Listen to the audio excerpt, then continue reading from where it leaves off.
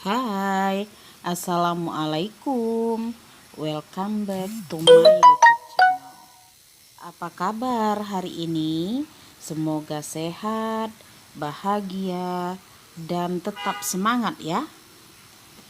Hari ini kita berada di Momong Beach Resort.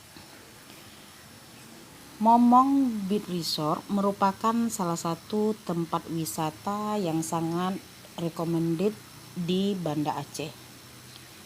Tempat wisata ini berada di daerah Pantai Lampu. Oke ya teman-teman, sebelum kita lanjutkan perjalanan kita hari ini, teman-teman yang baru bergabung dengan channel ini, silahkan subscribe, like, dan komen.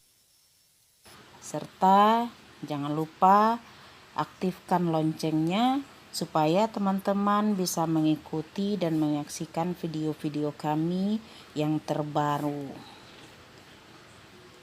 Oh iya teman-teman, bagi teman-teman yang belum sempat menonton video kami sebelumnya, teman-teman bisa klik rekomendasi di atas ini.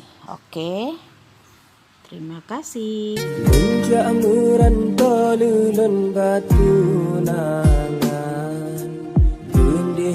penang unang romalaya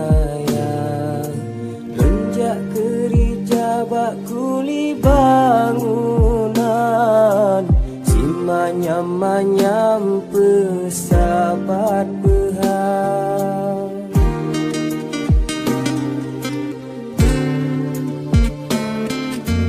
akan hai ado sampai lagi nyan tunangan ngenggop da pesta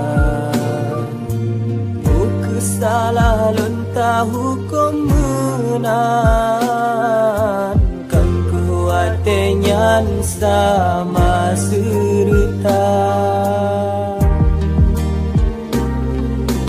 bakat Malaka bijah mealon karena jitren angin utara ngencalo gulerat utun lontren wap lenja harum merat pusung langsa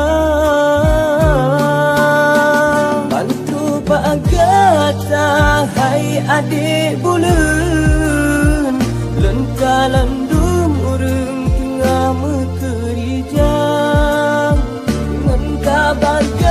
Baba bajurong melintung siap mansung ngan bubung tendang muka len pucat darah len mudun sebab sanding burung yang mencinta talinting sumpah Ramah harun telah nutuhum awai ngendata